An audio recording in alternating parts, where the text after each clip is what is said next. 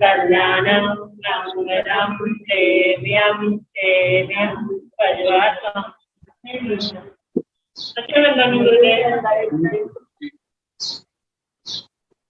वंदना हो चुकी है और वंदना का लाभ साधवियां तो ले ही रही हैं, संत भी वंदना का लाभ ले सकते हैं। कल की वंदना हमारे वर्तमान आचार्य सम्राट पूज्य श्री शिव मुनि जी महाराज के ज्येष्ठ शिष्य श्री जितेंद्र मुनि जी महाराज, श्री रचित मुनि जी महाराज, श्री तेजस मुनि जी महाराज ठाणा 3 कल की वंदना का ये लाभ लेंगे।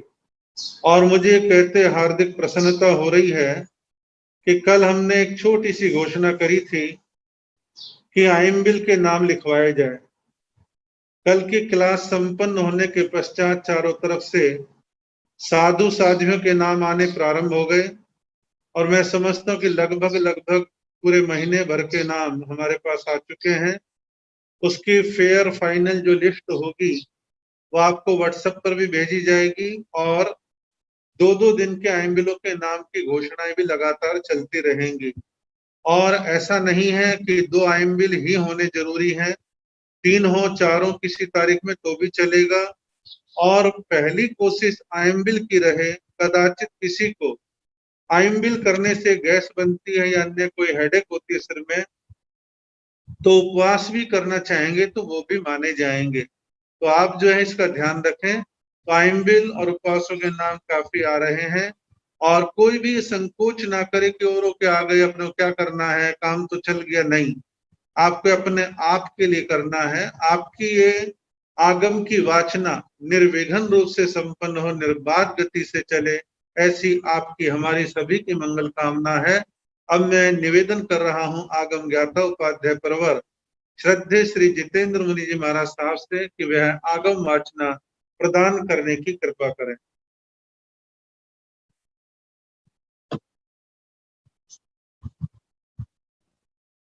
नमो अरिहंताण, नमो सिद्धाण, नमो आयर्याण, नमो ओवधायाण, नमो लोये समसाहुण, एसो पंच नमोकारो सव पावपणासनो, मंगलानंत सम्येसि परमं हवै मंगलम्।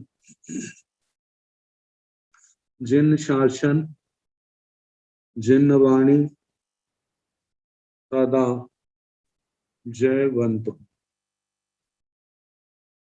श्रवण संग सदा अविचल मंगल हो। मुक्ति को प्राप्त श्रमण भगवान महावीर स्वामी, उनकी परम पावन कल्याणी भागवती वाणी वाचक प्रमुख श्री इंद्र भूति गौतम आदि गणधर भगवान युग प्रधानाचार्य परम पूज्य श्री सुधर्मा स्वामी जी महाराज, उनकी परम पावन पाठ परंपरा वर्तमान आचार्य ध्यान योगी परम पूज्य श्री शिव मुनि जी महाराज एवं गुरुजन सबके पावन चरण सरोजों में मेरा अनंत अनंत बार वंदना नमस्कार। आगम परिषद में विराजमान वरिष्ठ मुनिराज एवं अन्य मुनिवृंद, परम आदरणीय भगवती स्वरूपा महासाधनिया जी, श्री आवश्यक सूत्र की वाचना प्रारंभ है। श्रवण सूत्र सुनाया जा रहा है। कल 19वें बोल तक वर्णन हो चुका था। आज 20वां बोल विषाय असमाही ठाणे, 20 असमाधि स्थान।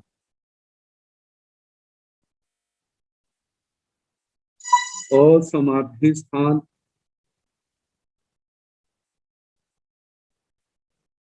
जिनकी संख्या 20 है असमाधि को समझने के लिए समाधि को समझने की जरूरत है, आवश्यकता है, और समाधि को समझने के लिए असमाधि शब्द को भी समझने की आवश्यकता है। दोनों को समझना एक दूसरे को समझने में सहायक है। पहले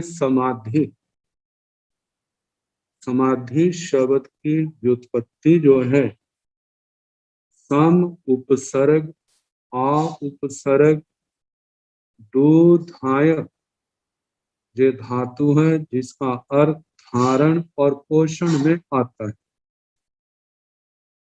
संस्कृत व्याकरण के अनुसार की प्रत्यय किया जाता है। की प्रत्यय का केवल अनुबंध लोप करने पर ई रह जाता है। वैसे हमारे सामने सम आ था और ई जे रूप रहा। संस्कृत व्याकरण में आतो लोप है इति च इस सूत्र से धातु के आ का लोप कर देते, केवल ध मात्र रहा और इनको आपस में मिला दिया जाए तो मिलाने पर समाधि शब्द निष्पन्न होता है। की प्रत्यय जिन शब्दों के होता है वे पुल्लिंग में आते हैं, इसलिए समाधि शब्द पुल्लिंग में आया है। धारण पोषण देखा जाए तो धारण करना, पोषण करना एक देह की दृष्टि से है, एक आत्मा की दृष्टि से। देह को धारण करने वाली जो वस्तुएं हैं भोजन पानी है।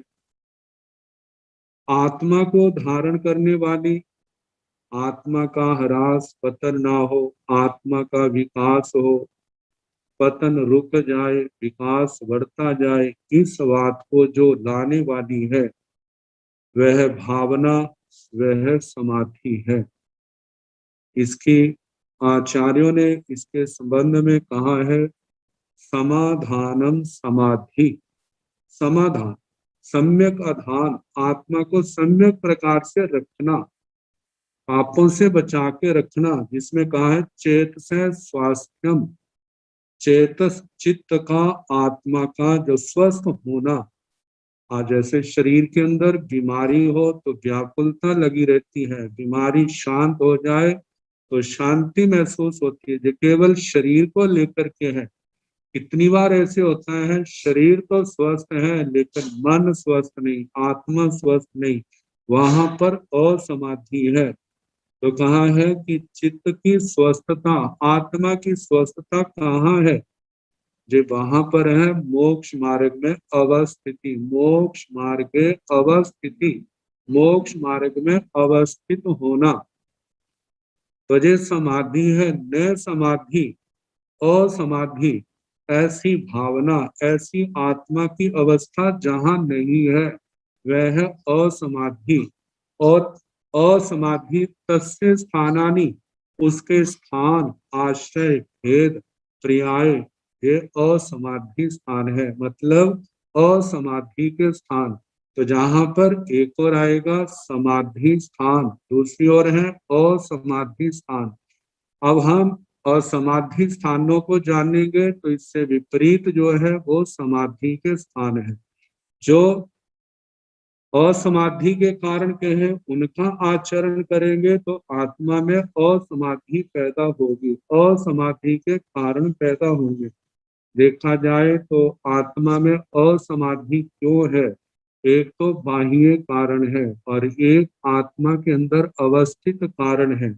जो आत्मा के अंदर स्थित है वे है कर्म, जिनमें मोहनीय कर्म विशेष है, और बाहर के कारण जो है वो क्रियाकलाप हैं। जब ये दोनों क्रियाकलापों के द्वारा असमाधि उन कर्मों का उपार्जन बंद हो रहा है जो आगे चल करके असमाधि पैदा करेंगे। और जिन असमाधि स्थानों का सेवन कर रहे हैं उसके कारण से अपने जीवन में जिस परिवार में रह रहा है वहां पर क्लेश, असमाधि और शांति बनेगी। तो भगवान के वचन है इन असमाधि स्थानों को जानना और जानने के साथ साथ इनका परित्याग करना। और जहां पर प्रतिक्रमण किया जा रहा है 20 प्रति परिक्रमामी 20 आय असमाधि ठाणे में 20 जो असमाधि स्थान है उनमें से मेरी आत्मा ने किसी का भी सेवन किया हो तो मैं उनका प्रतिक्रमण करता हूँ। तो वे असमाधि स्थान जो है, पहला स्थान दव दव दव दव यारी भवई, जल्दी जल्दी चलने वाला, जल्दी जल्दी चलना, अब्बड़ भाई चलना, जल्दी जल्दी चलता है तो क्रिया समिति का सम्यक पालन नहीं होता। जल्दी जल्दी चलने वाले को ठोकर लग सकती है। जल्दी जल्दी चलने वाले के पैरों में कितने पृथ्वी काय 6 काय की जीवों की हिंसा हो सकती है। जब जीवों की हिंसा हो रही है, उन जीवों को क्लेश पहुंच रहा है, अपना संयम निर्दोष कहाँ रहेगा। अपने आप को ठोकर लग जाती है, ठोकर लगने के बाद गिर जाता है, गिरने में कुछ भी हो सकता है। उस व्यक्ति को चोट लग सकती है, मांस फट सकता है, हड्डी टूट सकती है, कुछ भी हो सकता है। तो ये सारा क्यों हुआ? क्योंकि चलने में विवेक नहीं था। तो इसलिए कहा जाता है जल्दी जल्दी चलना, बिना उपयोग के चलना, ये पहला असमाधि स्थान है। और इसे हम विपरीत करके देखें तो वहां क्या आएगा कि कहते ना जल्दी चलना, मतलब ऐसी ऐसी गंभीर गति से चलना जिसमें क्रिया समिति का सम्यक पालन हो, किसी जीव की विराधना ना हो। जब हम ऐसे ध्यान से चलेंगे तो अपनी चोट से भी बच जाएंगे, अपने आप को किसी प्रकार की असमाधि नहीं होगी। तो इसलिए कहा जाता है चलने में विवेक रखना। इतने ज्ञानी जन कह देते हैं साधु का चलना जो है, जब चलता है तो देखकर देखने वाले को शिक्षा मिलती है, कैसी उनकी गंभीर धीमी गति, कैसे आराम से चल रहे हैं, कैसे देख करके चल रहे हैं। तो ये सारा का सारा जो है क्रिया समिति का पालन करना, तो समाधि का स्थान आ गया। और ये इस बात का ध्यान नहीं रखना, वो क्या है? असमाधि का स्थान। तो पहला जल्दी जल्दी चलना, दूसरी बात कही है बिना पूंजे चलना, अपरिलेह्य मतलब के बिना प्रतिलेखना करके चलते समय दिन में तो देख करके चले, रात को प्रतिलेखना करके चले। जहां भी कहीं कदम रखना है प्रतिलेखना करे, कहीं ऐसा ना हो अंधेरे में कोई बैठा हुआ जीव जो है वो हमारे पैरों के नीचे आकर के दब करके मर भी सकता है, उसके हाथ पैर भी टूट सकते हैं, कितनी तकलीफ होगी। तो ये सारा उसके तो जीवन के विनाश का कारण, लेकिन अपने को शांति कहाँ से होगी? अपने भी तो कर्मों का बंद होगा। यही कर्म बंद थोड़ा थोड़ा करके एक दिन विशाल रूप धारण कर लेगा, आत्मा के लिए असमाधि का कारण बनेगा। तो कहा है दिन को देख करके रात्रि को प्रतिलेखना करते हुए चलना। अब ये तो हो गया असमाधि स्थान।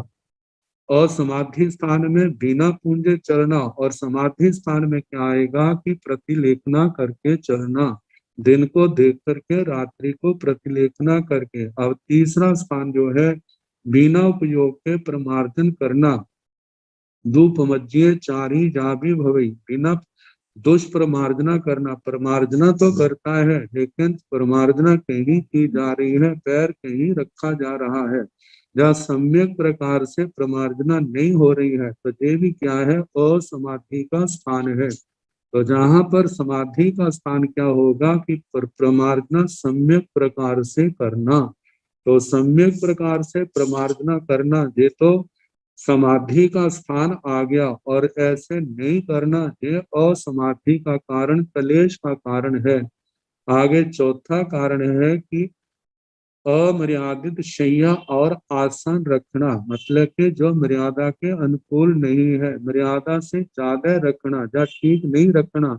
जे जो है ये असमाधि का स्थान है। और मर्यादा पूर्वक रखना, मर्यादा से रहना, ये समाधि का कारण है। पांचवा कारण है गुरु भाई, जो गुरुओं की आशाधना करता है, उनका अपमान करता है, ये क्या है? असमाधि का स्थान है। गुरुओं के प्रति विनय भाव रखना, भक्ति भाव रखना, ये समाधि का कारण है।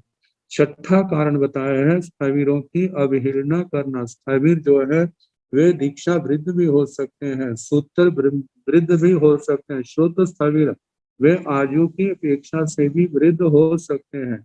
कहते हैं 20 साल की दीक्षा वाले, इससे ज्यादा दीक्षा वाले हैं वो दीक्षा स्थविर है। 60 साल की आयु वाले, इससे अधिक आयु वाले वय स्थविर हैं। वे आयु की दृष्टि से स्थविर हैं, जिन्होंने स्थानं सूत्र संवायम सूत्र का अध्ययन स्वाध्याय कर लिया है, उनके लिए सूत्र स्थविर कहा है।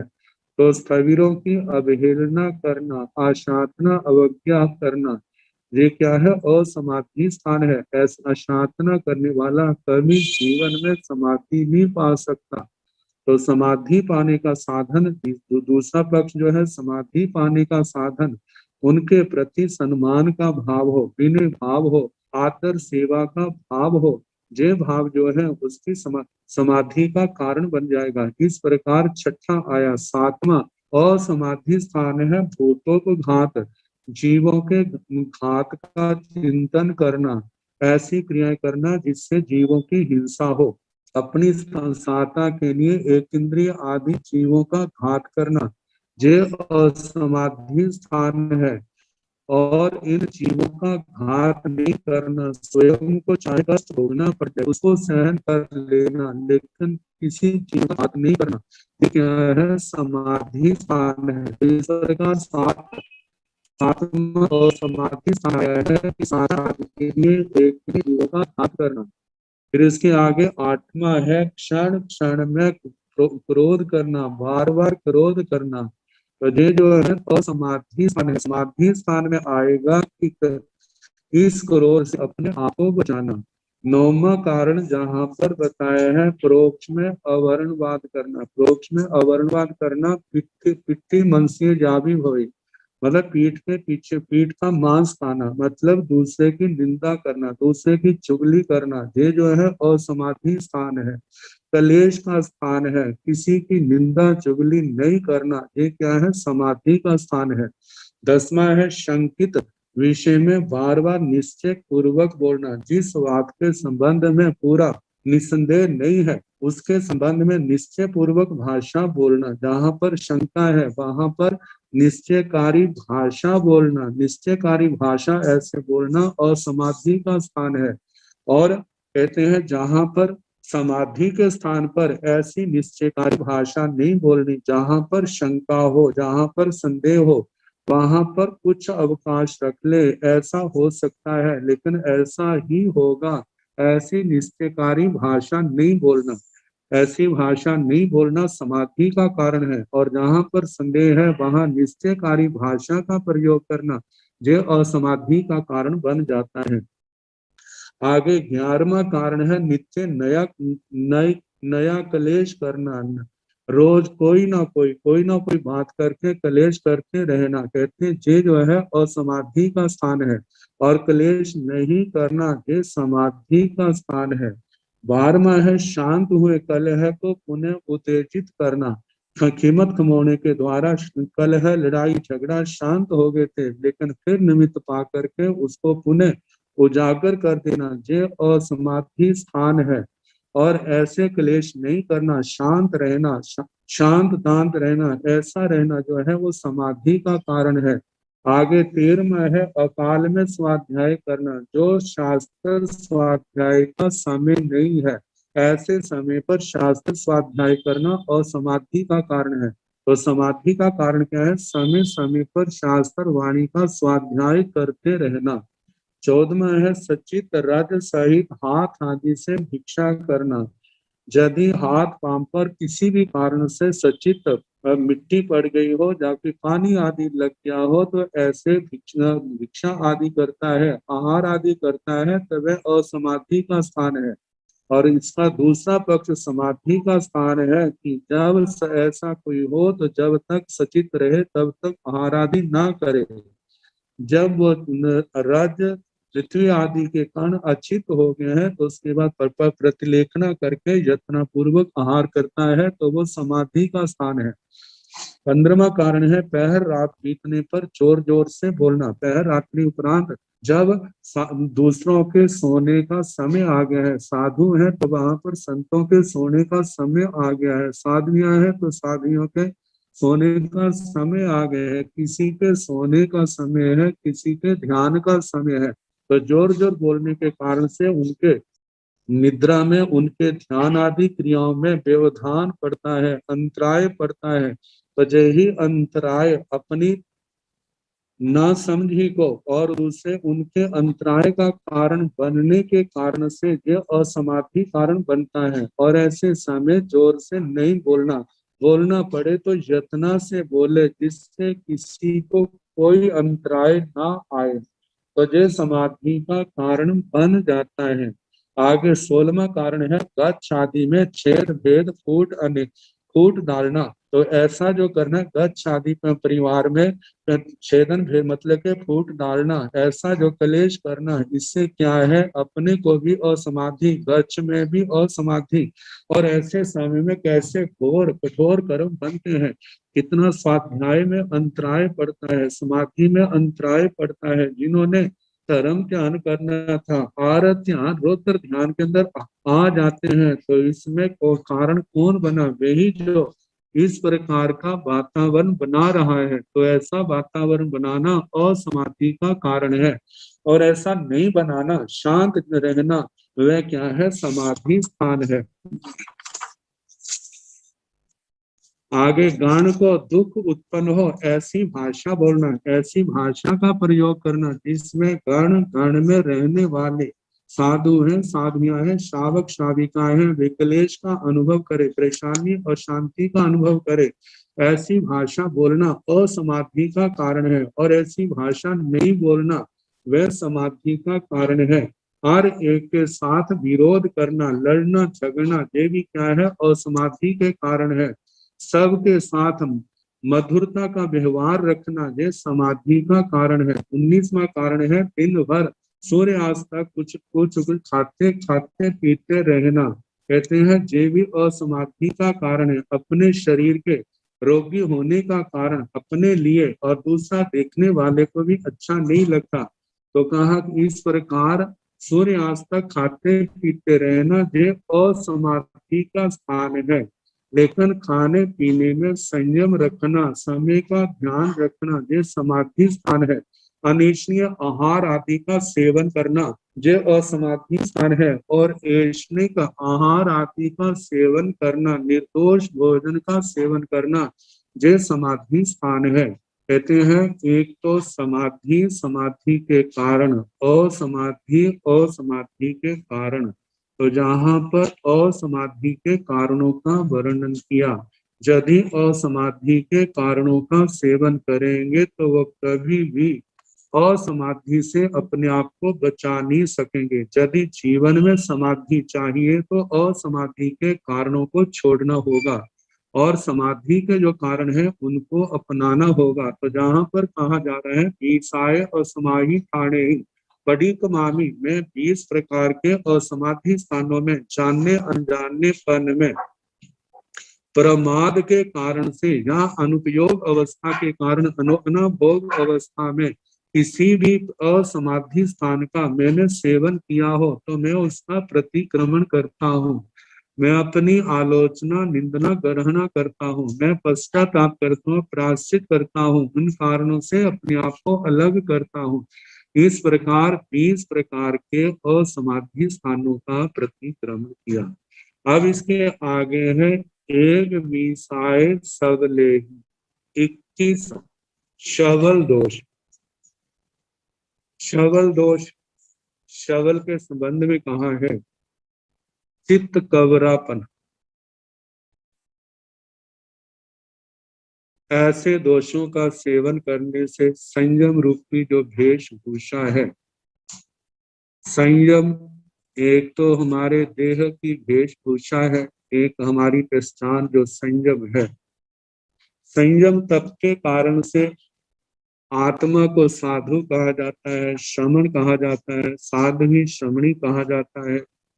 इन्हीं मर्यादाओं के कारण से श्रावक श्राविकाओं को श्राविका कहा जाता है। इस संयम तप के कारण पूर्ण संयम है तो वहां पर साधु साध्वी वृत्ति है, जहां पर आंशिक व्रत है, अनुव्रत, गुण व्रत, शिक्षा व्रत, वहां पर श्रावक श्राविका का वर्णन है। तो कहा जाता है जिसके कारण से हमारा संयमी जीवन दूषित होता है, दोषों से परिपूरित होता है। तो इस संयमी जीवन को दूषित बनाने वाली कौन सी बातें हैं?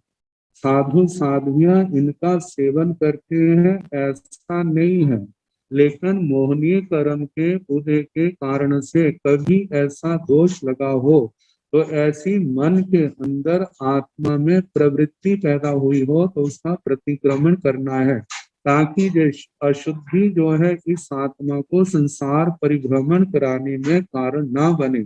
ऐसा जो अपना समय आने पर प्रभाव दिखाए तो अच्छा है कि पहले ही हम अपनी आलोचना, निंदना, ग्रहण, प्रतिक्रमण, प्रायश्चित के द्वारा इसका निराकरण कर लें, ताकि आने वाले समय में इन कारणों से बंधा हुआ कर्म जो है वह आत्मा को धर्म के मार्ग से विमुख ना करे, वह आत्मा के लिए क्लेश का कारण ना बने। क्योंकि जिस समय आत्मा के अंदर क्लेश आता है, आत्मा के अंदर सहने की शक्ति नहीं होती, तो आरत ध्यान रुद्र ध्यान का कारण बनता है। आरत रुद्र ध्यान जो है उन्हें नए कर्मों के बंध का कारण बनते हैं। तो इसलिए कहा जाता है कि पहले तो इन दोषों का सेवन ही ना किया जाए, ये पहली अवस्था है। दूसरी अवस्था है, मानो जाने अनजानेपन में किसी भी प्रकार से कोई भी ऐसा दोष लगा हो तो फिर उसकी अपनी आलोचना करे, निंदा करे, गर्हा करे, अपने गुरुजनों के आगे, आचार्य आदि के आगे अपनी आलोचना करके प्रायश्चित लेकर के अपना शुद्धिकरण कर ले। ये शुद्धिकरण ऐसा ही है मानो शरीर में कोई रोग पैदा होने वाला था, लेकिन उसने पहले ही उसका समाधान कर लिया, पहले ही उसका उपचार कर लिया। अब उसके अंदर उस बीमारी की संभावना ना के बराबर है, मतलब नहीं होगी। तो इस प्रकार के शबल दोष हैं 21 जिनकी संख्या है। शबल दोष साधु के लिए सर्वथा त्याज्य है। जिन कार्यों को करने से चारित्र कर्वुर शबल अर्थात मलिन होकर नष्ट हो जाता है उन्हें शबल दोष कहा जाता है। वे इस प्रकार हैं। शबल को हम सामान्य भाषा में कहें तो शबल का प्राकृत रूप सबल बन जाता है। सबल का मतलब बल सहित, बलवान, बड़ा दोष बन जाता है। कहते हैं जैसे कहा जाता है सब्जी में एक बार नमक डाला, दूसरी बार नमक डाला, तीसरी बार नमक डाला तो कैसी दशा उसकी हो जाती है। इसी प्रकार एक ही दोष का जब आत्मा पुनः सेवन करता है तो वही छोटा दोष भी एक दिन विकराल भयानक रूप धारण कर लेता है। तो इसलिए कहा जाता है प्राथमिकता तो ये है कि पहले इन दोषों का सेवन किया ही ना जाए। मानव प्रमाद के कारण से अनाभोग अनुपयोग दशा में किसी दोष का सेवन हो जाए तो उसकी आलोचना, निंदना, प्रतिक्रमण आदि के द्वारा, पश्चाताप, प्रायश्चित के द्वारा उसका शुद्धिकरण कर लिया जाए, ताकि हमारी आत्मा पूर्ण निर्मल हो जाए। तो इन दोषों की संख्या में पहले ही बताया है जो कि आत्मा के लिए अत्यंत घातक है। हस्त कर्म करना जो हस्त मैथुन की वृत्ति आती है, कहते हैं कि ऐसा करना तो दूर, इसके बारे में सोचना भी नहीं। दूसरा है, लेकिन यदि ऐसा करता है तो ये सबल दोष है। दूसरा मैथुन, अतिक्रम, व्यतिक्रम एवं अतिचार रूप से मैथुन सेवन करना, ये सबल दोष है। मानो ऐसी क्रिया करता है तो उसका व्रत पूर्ण रूप से भंग हो जाता है और भगन व्रति कहलाएगा। तो ऐसी अवस्था ना आए तो ऐसे दोषों का सेवन ना करे। तो यदि इस मोह के कारण से ऐसे दोष का सेवन हुआ है तो पुनः उसको जे व्रत स्वीकार करने होंगे, तभी वो चारित्र के अंदर समाविष्ट होगा, नहीं तो विराधकों के रूप में संसार में भटकेगा। तो दूसरा दोष है। तीसरा दोष है रात्रि भोजन। रात्रि भोजन करता है, इससे साधु का चरित्र जो है वो नष्ट होता है। रात्रि भोजन का दोष तीसरा शबल दोष है। चौथा है आधा कर्म, साधु के निमित्त बनाया हुआ भोजन लेना। पांचवा है राजपिंड, राजपिंड चक्रवर्ती राजे आदि के रसोई में से भोजन लेना। इसके संबंध में कहा जाता है, एक तो वहां जाने से संगठे आदि का विवेक नहीं रहता, दूसरा है वो भोजन तामसिक गृष्ट राजसिक होने के कारण से चित्त वृत्तियों को चंचल बनाने वाला है, तो ऐसा भोजन साधु को नहीं करना। यदि कोई करता है तो सबल दोष का भागी बनेगा। औदेशिक छठा है औदेशिक, साधु के निमित्त अथवा खरीदा हुआ स्थान पर सामने ला करके दिया हुआ उधार लाया हुआ आदि भोजन वगैरह लेना जो है ये छठा दोष है। आगे सातवां दोष है प्रत्याख्यान, बार बार प्रत्याख्यान करना और बार बार उसको तोड़ देना, ये भी सबल दोष है। कहते हैं पहले सोच विचार करके ले, जब प्रत्याख्यान किया है तो उसको पूर्ण रूप से पालन करने का प्रयास करे। मान लो कोई ऐसा बीमारी आदि का कारण है, मन के अंदर भावना बहुत है, लेकिन यदि ऐसी बीमारी आदि का कारण है तो उसमें जहाँ संदेह हो कि मेरे से पता नहीं पलेगा या नहीं पलेगा, तो उसमें पहले ही आगार रख लेना चाहिए कि मैं इस व्रत प्रत्याख्यान को पूर्ण पालन करूंगा। लेकिन मान शारीरिक दशा ऐसी है, कोशिश करूंगा, नहीं है तो फिर मैं खोल सकता हूँ, उसमें आगार रख ले। लेकिन बिना आगार के बार बार ऐसा पहचान करना, बार बार तोड़ना, तो ये शबल दोष का कारण है। फिर आठवां कारण बताए हैं, 6 महीने के अंदर गण से दूसरे गण में, एक गण में रहा 6 महीने तक रहा, लेकिन अपनी प्रकृति ठीक न होने के कारण से वहां पर क्लेश का कारण बना, फिर वहां से चला दूसरे गण में गया, वहां भी 6 महीने के अंदर अंतर ही वहां से चल पड़ा, तीसरे गण में गया। तो ये सारे का सारा ये चीजें हैं चारित्र को दूषित करने वाली है। तो इस प्रकार 6 मास के अंदर अंदर गण से गणांतर में जाना। आगे 9वीं बात है, 1 महीने के अंदर 3 बार उदक का लेप करना, नदी आदि में उतरना, घुटने आदि से ऊपर इतना पानी है तो वहां पर कहते हैं एक तो पानी का दोष लगता है, दूसरा भगवान की आज्ञा के उल्लंघन का दोष लगता है। मानो एक बार महीने में जाता है, 2 बार जाता है, तीसरी बार जाता है तो उसको भगवान की आज्ञा के उल्लंघन का दोष लगेगा। तो इसका मतलब जो पानी में 2 बार जाता है उसको दोष लगेगा या नहीं? पानी का दोष तो लगेगा, लेकिन तीसरी बार जाता है तो पानी के दोष के साथ साथ उसको भगवान की आज्ञा के उल्लंघन का भी दोष लगेगा। तो इस प्रकार महीने के अंदर जो 2 बार से ज्यादा पानी का नदी आदि में उतरता है।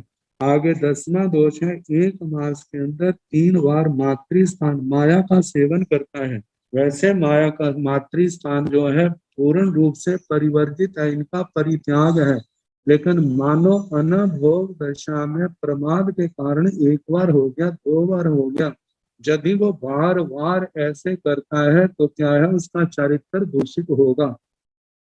तो इस प्रकार माया के 3 महीने में 3 बार उसका सेवन करना, तो इस प्रकार 10वां शबल दोष हुआ। आगे 11वां है शय्यातर पिंड का सेवन करना है। शय्यातर पिंड जिसकी आज्ञा से जिसके मकान में रुके हैं उनकी आज्ञा है, तो उनके घर का भोजन आदि लेना जो है शय्यातर पिंड, इससे शबल दोष का भागी बनता है। 12वां दोष है जानबूझकर हिंसा करना। 13वां है जानबूझकर झूठ बोलना। 14वां दोष है जानबूझकर चोरी करना, जिसको आकुट्टी हिंसा, आकुट्टी मृषावाद, आकुट्टी चोरी ये कहा जाता है। आगे 15वां है जानबूझकर स्थित पृथ्वी पर बैठना, सचित शिला पर सोना आदि, ये शबल दोष है। आगे 16वां है शबल दोष जीव सहित कीट फलक घून लगे काठ के ऊपर खट्टे के ऊपर उसका सेवन करना। आगे 17वां शबल दोष है जानबूझकर कंद मूल छाल प्रवाल पुष्प फूल बीज आदि का भोजन करना। आगे 18वां है 1 वर्ष में 10 उदक लेप सचित जल का लेप लगाना।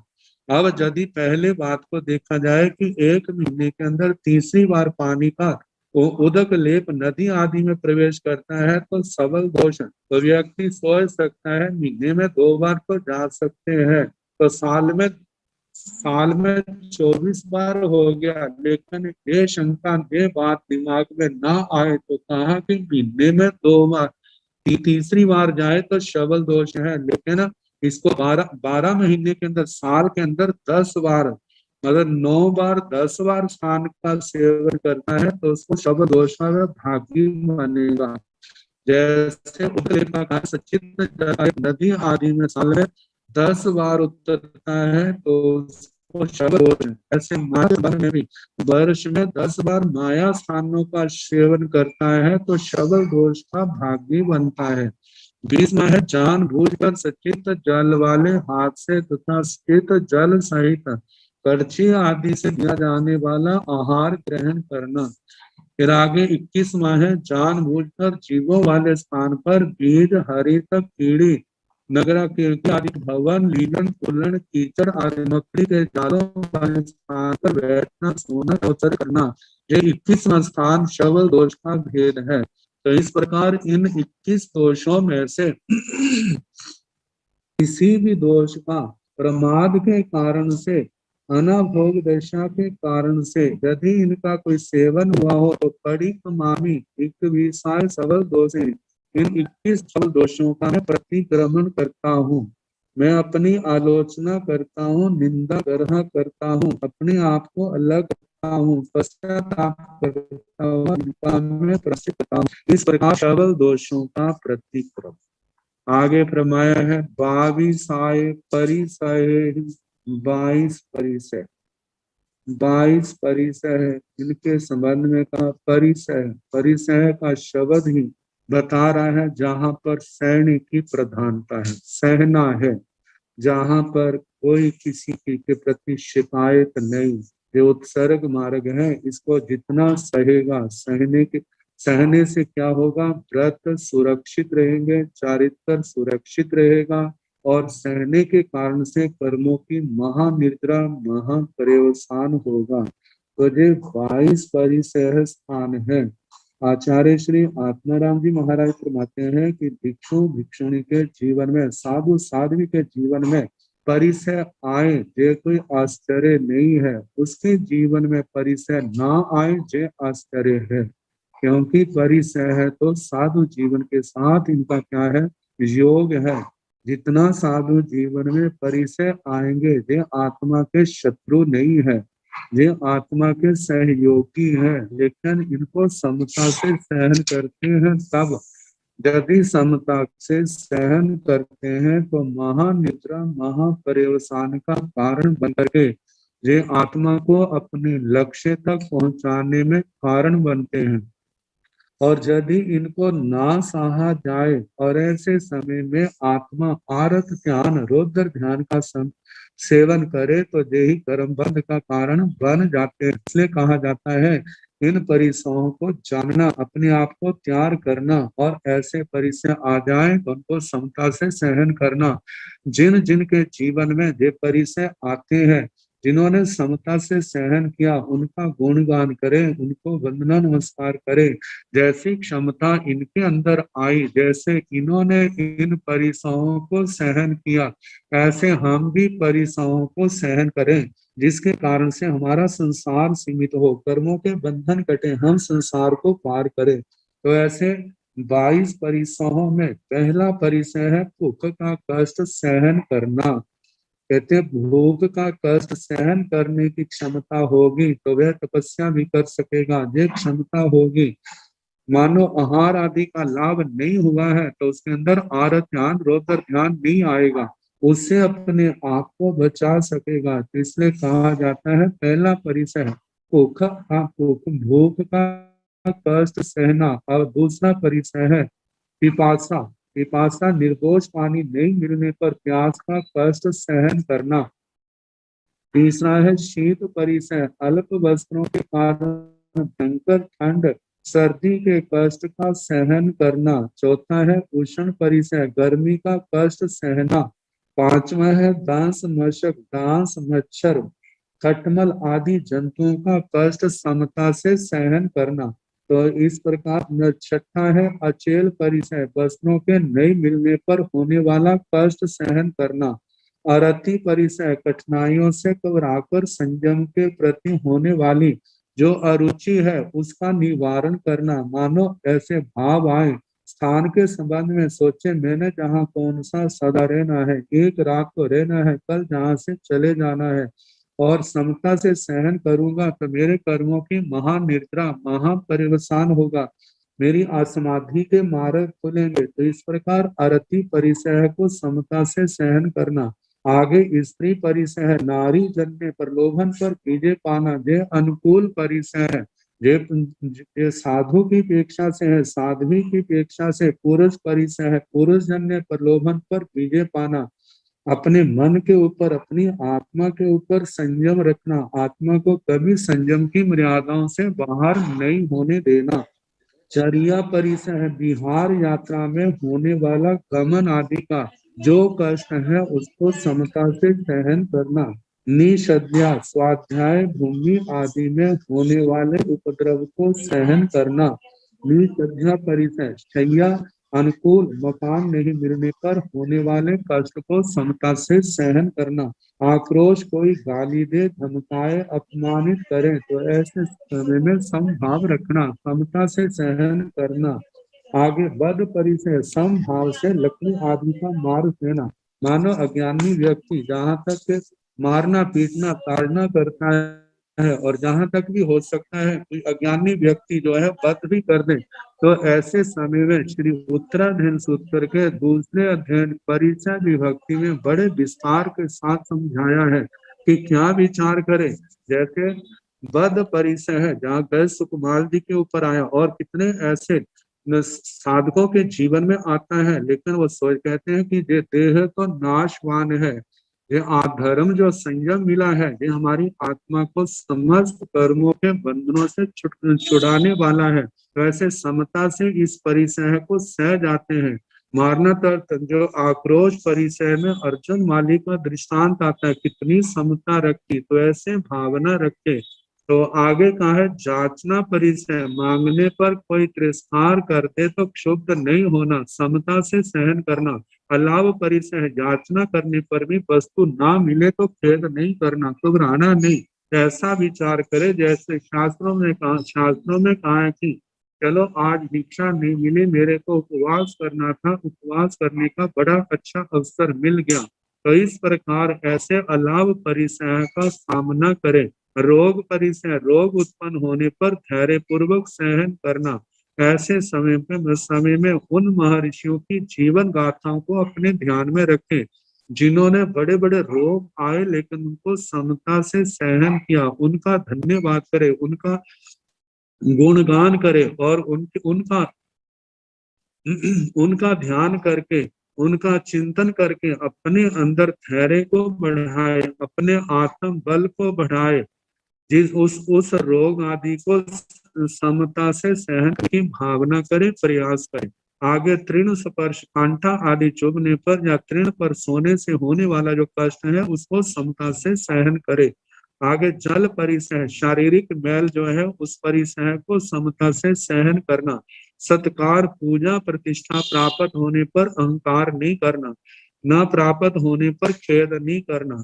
इस प्रकार सत्कार सम्मान के परिचय को समता से सहन करे। आगे प्रज्ञा परिचय है, बुद्धि का गर्व नहीं करना, बुद्धि ज्यादा है तो अभिमान ना करे, बुद्धि कम है तो भी गलाने का अनुभव ना करे। सोचे मेरे पास संयम है, तब है ये तो आत्मा के जन्म जन्म के कर्मों को काटने वाला है। जो सबसे बड़ी उपलब्धि है वो मेरे पास है। जब मेरे कर्म कटेंगे, वो जो बुद्धि बल नहीं है तो प्राप्त हो जाएगा। मानो ज्यादा है तो सोचे पता नहीं किस समय कौन सा कर्म उदय में आ जाए, क्या हो जाए, इसलिए हमारे को विनम्रता में रहना, अभिमान नहीं करना। अज्ञान परिचय है, बुद्धिहीनता का दुख समभाव से सहन करना। बुद्धि कम है, ज्ञान कम है तो वहां पर क्लेश का अनुभव ना करे। सोचे मेरे को संयम मिला है, तप मिला है, जो कर रहा हूँ, आत्मा के अंदर तो केवल ज्ञान, केवल दर्शन है। कभी तो वो समय आएगा जब मेरा जो ज्ञानावरणी कर्म, क्या सारे ही कर्म कटेंगे और मेरे इस संसार से, जन्म मरण से सदा के लिए छुटकारा होगा। तो ऐसे धैर्य पूर्वक अज्ञानता के परिचय को सहन करें। मानो ज्ञान ज्यादा है, उसको लेकर के अभिमान आता है, तो उस समय अपने आप को समझाए, उस समय अपने आप को संभाले। ज्ञान का कोई अंत नहीं है। कितने बड़े बड़े ज्ञानी संत महात्मा साधुआ जी इतिहास में हो चुके हैं, कितना उनका निर्मल ज्ञान था। कितने पूर्वधर आचार्य, गणधर भगवान, केवली भगवान, उनके आगे तो हमारा ज्ञान कुछ भी नहीं है। ऐसा विचार करके इस ज्ञान अज्ञान के परिचय को समता से सहन करे। दर्शन परिचय में आता है सम्यक्तों को भ्रष्ट करने वाले जो मिथ्या मतों के मोहक वातावरण है, उनसे अपने आत्मा को प्रभावित नहीं होने देना। अपने धर्म शास्त्रों का अध्ययन स्वाध्याय करते करता रहे। 22वें परिचय में आचार्य श्री उत्तराधीन सूत्र के 22वें परिचय में जहाँ पर अषाढ़भूति आचार्य जी का दृष्टांत आता है, और कितने ऐसे प्रसंग आते हैं जिनके समय समय पर ये प्रश्नोत्तर आत्मा के अंदर शंकाएं आती ही रहती हैं। हमारे पास कितना शुद्ध ज्ञान है, जिस आज तो शंकाएं सुलभ है, लेकिन ये शंकाएं तो जो 14 पूर्वों के धारक हैं उनके भी आ जाती है, लेकिन वो भी आहारक शरीर के माध्यम से जो कैसे उनका समाधान करते हैं, धैर्य रखते हैं। और इस वाक्य को लेकर के अरिहंत परमात्मा ने जो कहा है वो यथार्थ है। तमेव सच्चम निशंकम जंग जिणे ही पवेयं, वही सत्य है, शंका से रहित है, जिसकी प्ररूपणा अरिहंत परमात्मा ने की है। इसलिए मेरे को अरिहंत परमात्मा की, भगवान की वाणी पर कोई शंका संदेह नहीं करना। जैसा भगवान ने कहा है उसके अनुसार अपनी श्रद्धा बनानी, उसके अनुसार आचरण करते हुए अपने लक्ष्य को आगे बढ़ना है। तो इस प्रकार ये 22 परिसरों का वर्णन आया। 22 परिसरों में किसी परिचय को सहन करते हुए मेरा मन थोड़ा सा भी डामाडोल हुआ हो, मेरे किसी प्रकार का ज्ञान में, दर्शन में, चारित्र में, तत्व में दोष लगा हो, वो में चलते हुए दोष लगा हो, तो मैं इन सब दोषों का प्रतिक्रमण करता हूँ, निंदा करता हूँ, आलोचना करता हूँ, गर्ह करता हूँ, अपनी आत्मा को दोषों से अलग करता हूँ, पश्चाताप करता हूँ, प्रायश्चित करता हूँ। ये दोष मेरा क्या हो जाए, दूर हो जाए, निवृत्त हो जाए, मेरी आत्मा शुद्ध हो जाए। इस पर 22 परिसरों का प्रतिक्रमण। अब इसके आगे है 23 सुयगढ़ झेणे, 23 त्रयोविंशति 23 अध्ययन श्री सूत्र कृतांग सूत्र, 16 अध्ययन प्रथम स्कंद के और 7 महा अध्ययन दूसरे स्कंद के। प्रथम स्कंद के अध्ययनों के संबंध में आपको सुना दिया था जब 16 का बोल आया था। अब 7 है। पहला अध्ययन पुंडरीक पुष्करणी के नाम से आता है। बड़ी आश्चर्य पूर्वक उपमा के माध्यम से भगवान ने जहाँ पर लोक का वर्णन किया है, कैसे एक बहुत बड़ा सरोवर, कीचड़ भी बहुत है, पानी भी बहुत है, कमल भी बहुत है, और उनके मध्य में एक बहुत बड़ा भव्य सुंदर कमल है जिसकी चारों ओर प्रशंसा है। पूर्व दिशा से एक व्यक्ति उसकी प्रशंसा सुन करके कमल को पाने के लिए आता है, उसको देख करके बड़ा प्रसन्न होता है, भावना भाता मैं इसको लूंगा। पानी में प्रवेश किया, आगे बढ़ता जा रहा है, पानी की गहराई, कीचड़ की गहराई बढ़ती जा रही है। एक ऐसा समय आया, कीचड़ में फंस गया।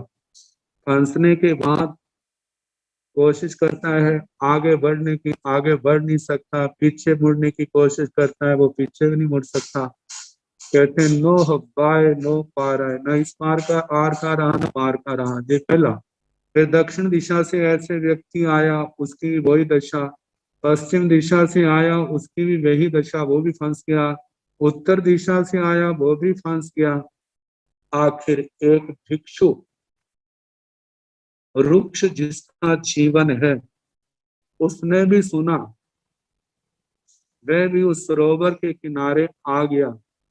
उसने पानी में, कीचड़ में, तालाब में प्रवेश नहीं, उसने केवल किनारे खड़े होकर के आवाज लगाई, अम्बो पौंबर पुंडरिया, हे पदम्बर पुंडरी, आप आओ। जैसे कहा, वो कमल एकदम उछला है और वो उस भिक्षु के पास आ गया। भगवान ने ये दृष्टांत सुनाया। श्रमण श्रमणियों से पूछा, कुछ समझे? कहते भगवान हमें समझ नहीं आया। कहते आपको कोई क्लेश ना हो तो आप कृपा करो। भगवान ने कहा, वो सरोवर, वो पुष्करणी लोक का रूप, वे कमल संसार के जीवों का रूप, वह प्रमुख प्रधान कमल राजा और राजा का प्रतीक, जो चार दिशाओं से लोग आए उस कमल को पाने के लिए, वह संसार के मत मतांतरों का रूप। और जो भिक्षु है, निरीह वृक्ष वृत्ति वाला, वह निर्ग्रंथ प्रवचन के आराधक भिक्षु का रूप है। सब लोग अपने अपने मत के अनुसार राजा आदि तक पहुंचना चाहते हैं, उनको अपना बनाना चाहते हैं, अपने मत से, अपने विचारों से प्रभावित करना चाहते हैं। लेकिन भिक्षु आता है, जिन वाणी निर्ग्रंथ प्रवचन सुनाता है, जिस ध्वनि को सुन करके राजा आदि उनके पास स्वयं आकर के प्रतिबोध पा करके उनके चरणों में उस मार्ग पर चल पड़े। जहां पर इन मतों का वर्णन किया है काफी विस्तार के साथ, उनके तर्क वितर्क भी आत्मा को लेकर के उनकी शंकाएं हैं, और उन शंकाओं को लेकर के उन्होंने जो निष्कर्ष निकाला, वो निष्कर्ष लोगों को सुनाते हैं, लोग प्रभावित होते हैं, कैसे उनकी सेवा करते हैं, सब कुछ आता है। तो ये पुष्करणी के दृष्टांत से लोक का स्वरूप भगवान ने बताया। दूसरे अध्ययन में, जिसका नाम क्रिया स्थान है, 13 क्रियाओं का वर्णन है, कैसे कैसे जीव कैसे कैसे कर्म करते हैं, बड़े विस्तार के साथ बताया है। धर्म क्रिया का वर्णन, कैसे धर्म, धर्म पक्ष, अधर्म पक्ष, मिश्र पक्ष, इनका वर्णन, और धर्म पक्ष की आराधना करने वाले कैसे संसार को पार करते हैं, इनका वर्णन। तीसरा अध्ययन आहार प्रज्ञा, एक तो साधु की गोचरी को लेकर के वो आहारचर्या आती है, जैसे पिंडेशना दशमिकालिक सूत्र के 5वें अध्ययन में वर्णन आता है। आचारंग सूत्र के दूसरे स्कंद में पिंडेशना आदि इनका वर्णन आता है। लेकिन जहाँ पर आहार जो है, वह जन्म के समय जीव कैसे कैसे आहार लेते हैं, कैसे उनकी आगे पोषणा होती है, चाहे पहले 5 स्थावरों का, विकलेंद्रियों का, पंच इंद्रियों का, मनुष्यों का, नर की, देवता, कैसे कैसे इनका आहार होता है, आहार से शरीर की पोषणा होती है, इन सब का वर्णन। आगे प्रत्याख्यान क्रिया, चौथा अध्ययन है। प्रत्याख्यान क्रिया, अप्रत्याख्यान क्रिया, इनके संबंध में है। जहाँ पर शिष्य की ओर से प्रश्न है, कहते हैं जागते समय कोई कर्म करता है मन से, वचन से, काया से, तब तो उसको कर्म बंद होता है, हम मानते हैं। लेकिन सोते समय तो वह किसी का बुरा नहीं सोच रहा, मन से कोई काम नहीं कर रहा, वचन से काम नहीं कर रहा, काय से काम नहीं कर रहा, फिर तो उसको कर्म का बंध नहीं होना चाहिए। वो अपने तर्क देता है। फिर गुरुजन जो है उनकी बातों को सुन करके अपने दृष्टांत से समझाते हैं। संगी क्रिया, असंगी क्रिया, ये सारे दृष्टांत चोर का दृष्टांत दिया जाता है। जैसे सामान्य रूप से चोर जो है जब चोरी करता है उसी समय वो चोर नहीं कहा जाता, लेकिन जब चोरी नहीं करता, जब वो चाहे सोया हो चाहे जागता हो, तब भी उसको चोर कहा जाता है। जहाँ पर शिकारी का दृष्टांत दिया है, जैसे किसी हिंसक व्यक्ति का दृष्टांत दिया है, कोई किसी को मारना चाहता है, सामने की तलाश में है, कोई मार तो नहीं रहा, लेकिन वो मन के द्वारा क्या कर रहा है, उसकी भावना केवल हिंसा की ओर होने के कारण से वो लगातार कर्म का बंध कर रहा है। ऐसे ही जिन जीवों को ज्ञान नहीं है, समझ नहीं है, प्रत्याख्यान नहीं है, तो वो भी जीव क्या, चाहे उनके पास मन है या नहीं है, बाड़ी है या नहीं है, शरीर स्थूल है या नहीं है, लेकिन उनके कर्म का बंध तो हो रहा है। किसके कारण से? अप्रत्याख्यान के कारण से। उन्होंने पक्षपात नहीं किया, पर ये कर्म का बंध तो तभी रुकेगा जिस समय जीव अजीव आदि को जानने का और इसे बद्ध में इसे ऐसा करने से ये दोष है, ज्ञान पूर्वक उसका परित्याग करेगा, उसका पालन करेगा, तभी उसके पाप कर्म का क्या होगा, आश्रव जो है रुकेगा। तो ऐसे जहाँ पर प्रतिदान क्रिया के संबंध में बताया है, आचार शुद्ध के संबंध ये पांचवा अध्ययन है, जिसके संबंध में एकांतवाद का निषेध किया है और अनेकांतवाद की प्ररूपणा की है। एकांतवाद के कारण से कहा कि कोई भी एकांत वचन जो है वो अनाचार है और अनेकांत वचन जो है वो आचार है। आचार जो है वो मोक्ष का कारण है। तो विस्तार से इसका वर्णन है। आगे आर्द्र कुमार जी का वर्णन आता है 6ठे अध्ययन में। अध्ययन से पहले आर्द्र कुमार जी की कथा आती है, कैसे अनार्य देश में जन्म हुआ, अभय कुमार के संपर्क के कारण से कैसे उनकी आपस में मित्रता होती है और कैसे कैसे उसके मन में धर्म के प्रति आस्था, श्रद्धा, विश्वास बैठता है और वो आर्य देश में आया है। कैसे उस जाति स्मरण ज्ञान हुआ, जब दीक्षा लेने लगा तो कैसे आकाशवाणी हुई, उसको रोका गया भी आपके भोगावली कर्म है, लेकिन वो नहीं रुका, संयम पालन कर रहे हैं। लेकिन जब वो समय आया, भोगावली कर्म आए, कैसे साधु जीवन से अलग हुए, क्या संकल्प लिया कि जब तक जो 12 साल का जितना समय था वो संकल्प उसके अनुसार घर रहे, जाने लगे तो कैसे बच्चे ने अपने मोह के बंधनों के कारण से कैसे रोका, सारा वर्णन है। फिर उसके बाद स्वयं उसने दीक्षा ली है, भगवान के पास जा रहे थे, कैसे रास्ते में गौशाल्य के मतानुयायियों के साथ चर्चा होती है, ब्राह्मणों के साथ चर्चा होती है, वेदवादियों से चर्चा होती है, बौद्धों से चर्चा होती है, कैसे उनको निरुत्तर करके हस्ती तापसों से चर्चा होती है, कैसे वो आगे बढ़ते बढ़ते अपने लक्ष्य पर पहुंचते हैं। इसका विस्तार से वर्णन किया है।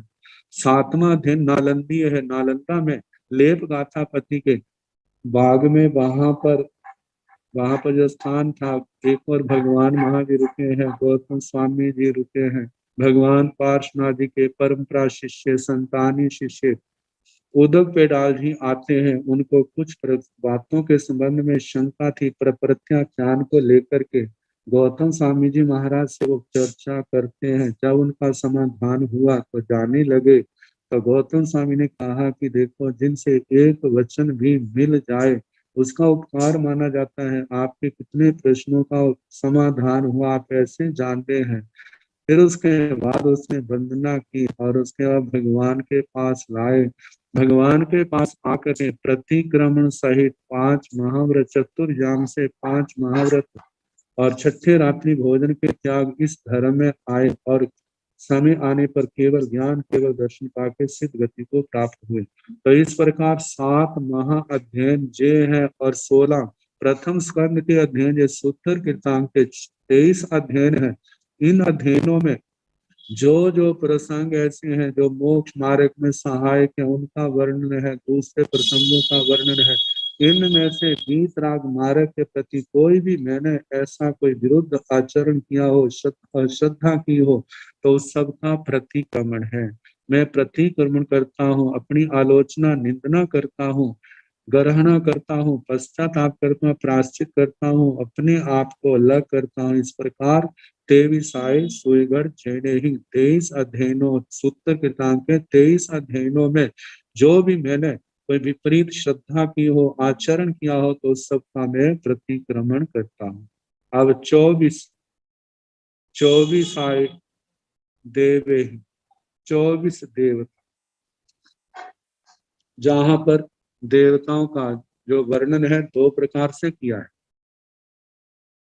24 प्रकार के देवता सामान्य रूप से 10 भवनपति हैं, सामान्य रूप से 8 वाणि यंत्रों के लिए, 18 हो गए, ज्योतिषियों के 5 लेते, विमानिकों का 1 लेते। तो ऐसे 24 देव कहते हैं। इनका जीवन भोगमय भी है। भोगमय जीवन को लेकर के कभी निंदा करना, कभी प्रशंसा करना, ये साधु जीवन के सर्वथा विपरीत। कहते हैं वो अपने कर्मों के अनुसार अपनी दुनिया में रह रहे हैं, लेकिन राग द्वेष के कारण से हम कर्म कितने बांध लेते हैं। कभी निंदा के कारण कैसे भोगी जीव है, 3 ज्ञान है, लेकिन उस ज्ञानों का क्या फायदा है, उनके जीवन में तो आचरण नहीं है। तो ऐसे निंदा करना, राग करना, देखो कितने का फल कैसे भोगने, देवता कितने सुंदर होते हैं, कितना भव्य होते हैं, ऐसे भगवान का मार्ग राग से ऊपर उठना है। ना निंदा करनी, ना उनके भोग में जीवन की अनुमोदना करनी। हमारा जो जीवन है इनसे अलग है, हमारा जीवन तो तप प्रधान है।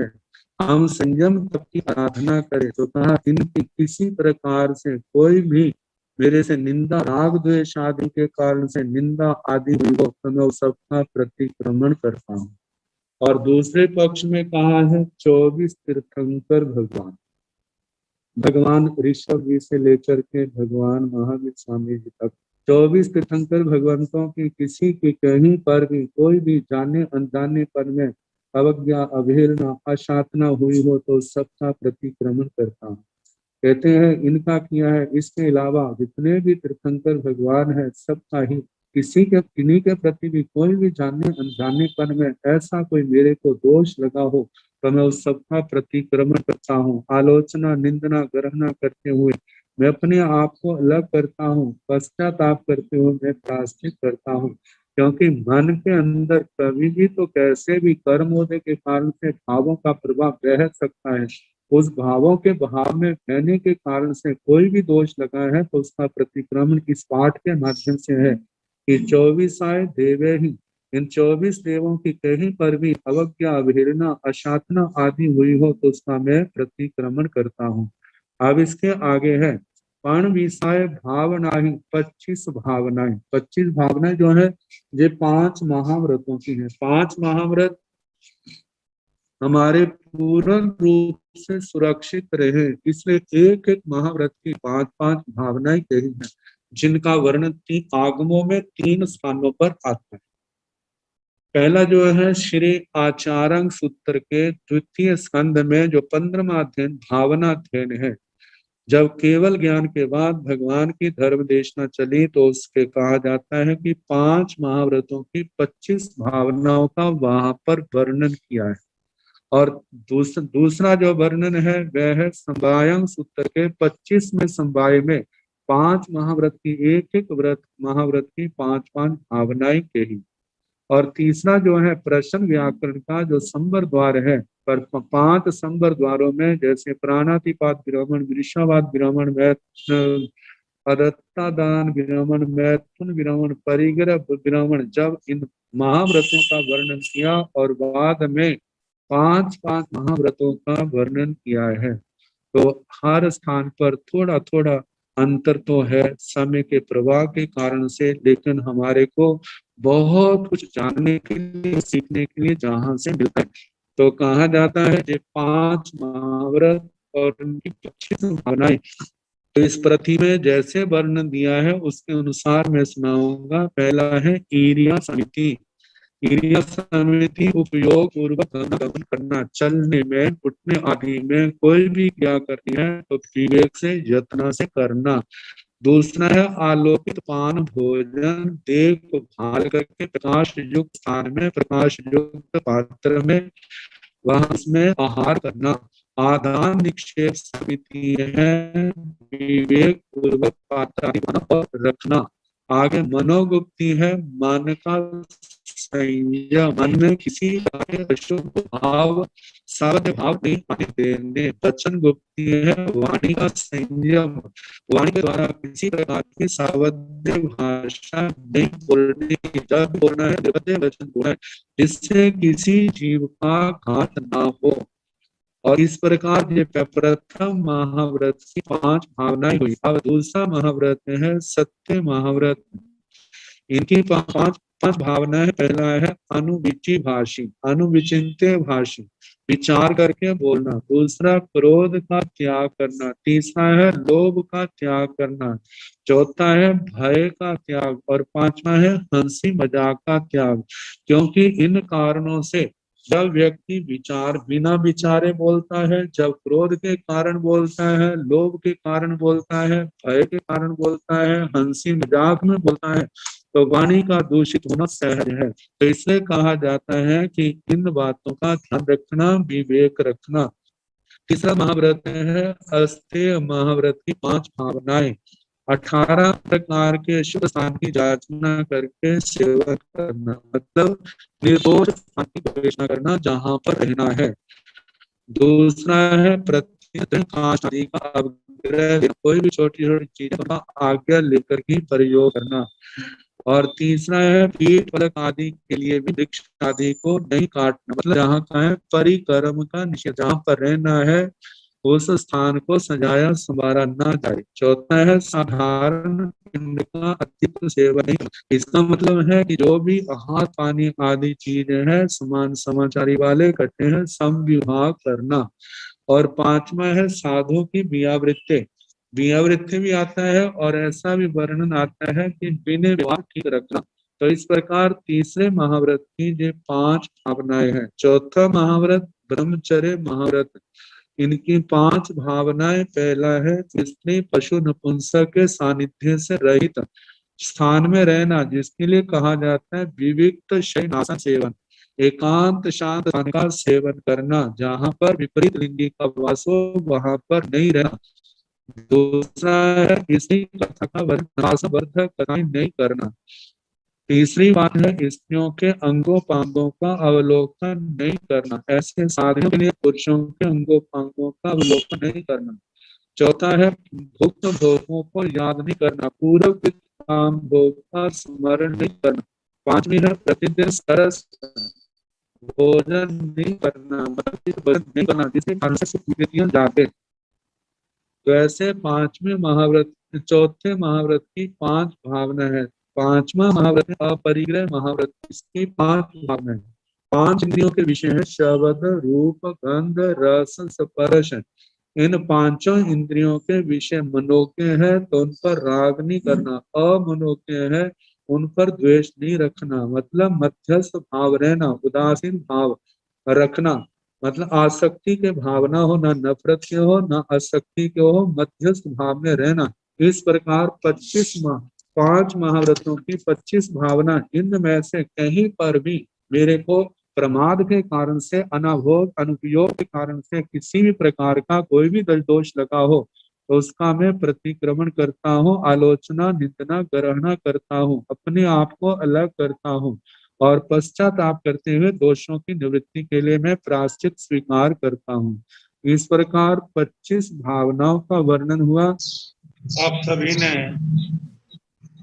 आगम की कक्षा का लाभ लिया और कल भी मैंने समापन पर बतलाया था और आज प्रारंभ में भी बतलाया था। आइम्बिलों की लड़ी प्रारंभ करने का जो मानस बनाया है उसके नाम की सूची प्राप्त हो गई है और वो आज से ही प्रारंभ हो गए हैं। आज पहले दिन महासाध्वी उपप्रवर्तनी रिद्धिमा जी महाराज की वैरागन सरस्वती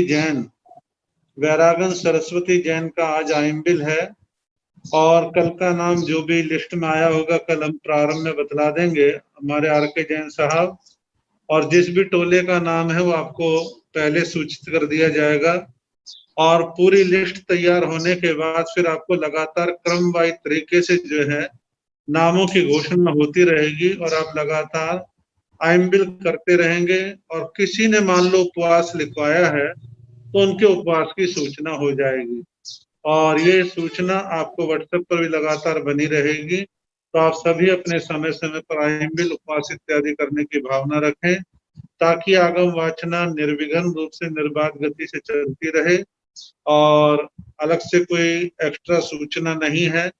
मैं उपाध्याय श्री जी से निवेदन करूंगा कि आप मंगल पाठ प्रदान करने की कृपा करें।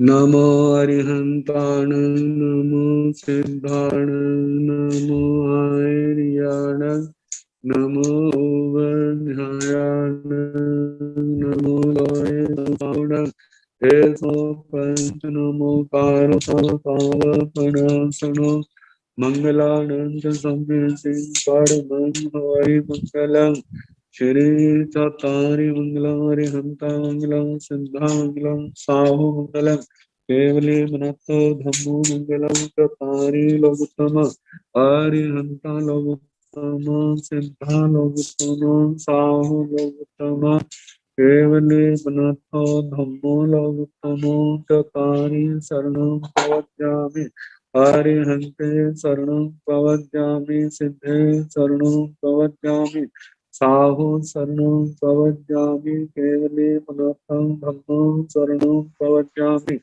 चार शरणे सुख करने दुख करने मंगल करने और शरण नहीं कोय जो भव प्राणी आश्रय। मथेन वंदन। अच्छा।